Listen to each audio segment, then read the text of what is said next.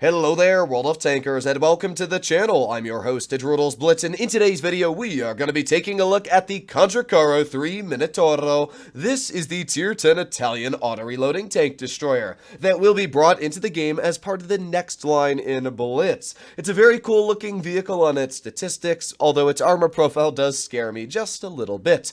In today's video, we are going to be breaking into the full statistics and armor profile of this vehicle, so you know everything you need to about this tank when it hopefully does roll onto the battlefield. Now, what I will say is that these statistics are most likely subject to change, either the armor profile, the mobility, or the gun, something I feel like will change before it is finally released into the game, so just keep that in mind. But the first thing we should take a look at is the damage per minute. Wargaming says 2,816 on paper, but obviously that's not correct because it's an auto-reloader, and you can't really calculate the DPM, so we're just going to do the last shell, which is the quickest of all the reloads. So, it's a 7.25 second reload, and then we also have to add the intra-clip, which you can see here, is 3.53 seconds. In total, that gives us a 10.78 clip, or not clip, but just shell reload.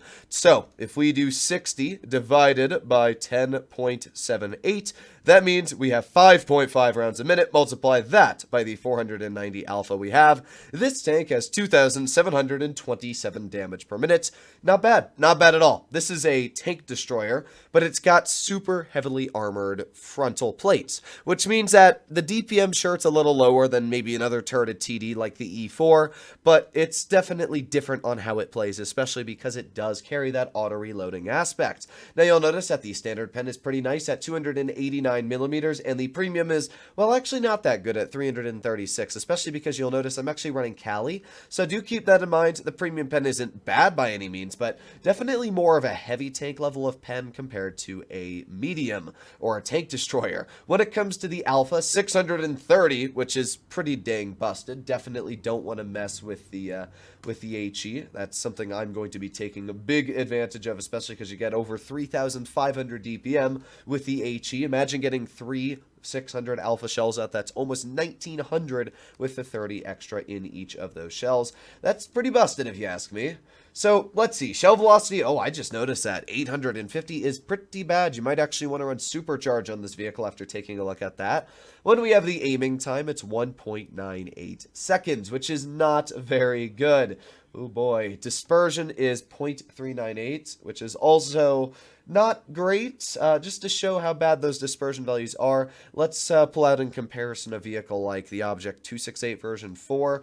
And, well, yeah, you can see the version 4's aiming time is only about 10% worse, and the version 4's dispersion is only 2% worse. So the Minotauro is not a very accurate vehicle by any means. Also, the on-movement dispersion of this tank, yes, it is quite a bit better than the version 4, especially because it does have a turret, but it's still nothing insane. So you're going to have to keep that in mind. The Minotauro is not going to be an accurate tank destroyer. This is a vehicle that you should be frontlining in, and you're going to notice that definitely when we take a look at the armor profile. So, gun depression, 7 degrees. So you can see that right here. Not bad at all. That means that you're going to be able to work hull down just a little bit. Also, it has a turret that turns 45 degrees to the left and 45 degrees to the right, which is pretty nice as well, so I enjoy that. Top speed is 34. It's got an engine power of 825, giving it a power to weight of 14.45. Now, to show just how bad that power to weight is, how about we pull out a vehicle like the T110 E3? And, yeah, the E3 is one of the worst power to weights in the game of 12.97. Effective is 8.6, but even then you'll notice the Minotauro is only about 2 better. It's got 10% better power to weight, making the Minotauro quite a slow vehicle. In fact, it goes only at the same top speed as the E3. Also, reverse is terrible at 12 kilometers per hour. Do keep that in mind. So, the Minotauro is not looking to be an amazing vehicle on its statistics, but that's because we haven't taken a look at the armor profile yet. So how about we do that right now? Let's just zoom in on this picture here, put it in the middle of our screen. That should be good about right there.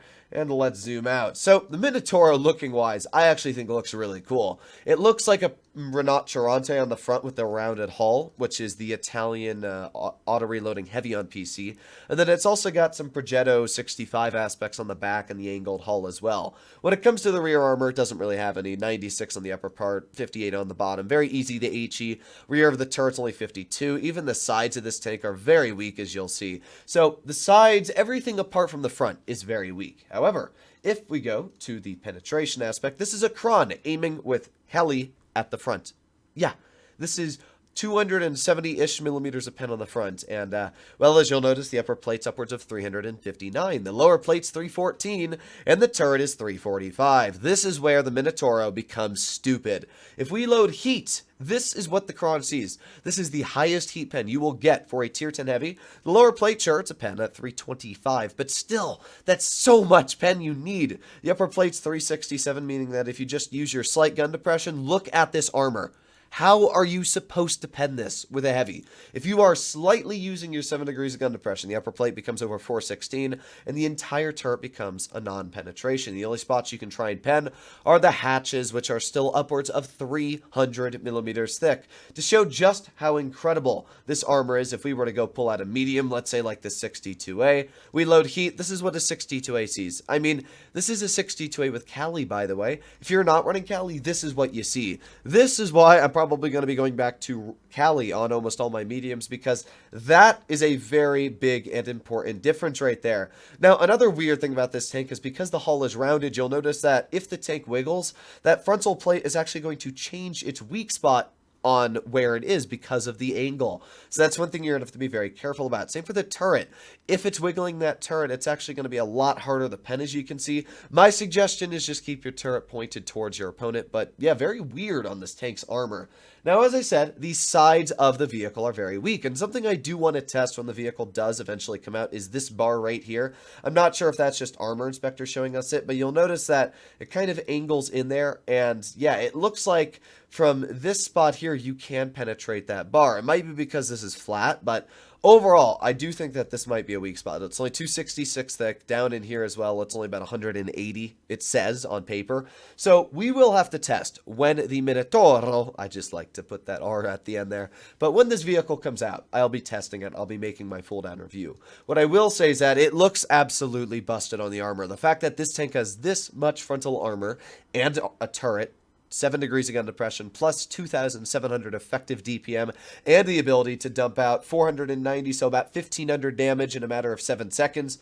I think that this tank currently is a little too strong. Sure, it's incredibly inaccurate, it's very slow, but it's kind of like an E3 just with an auto-reloader, and you can understand why that sounds a little dumb, plus a turret.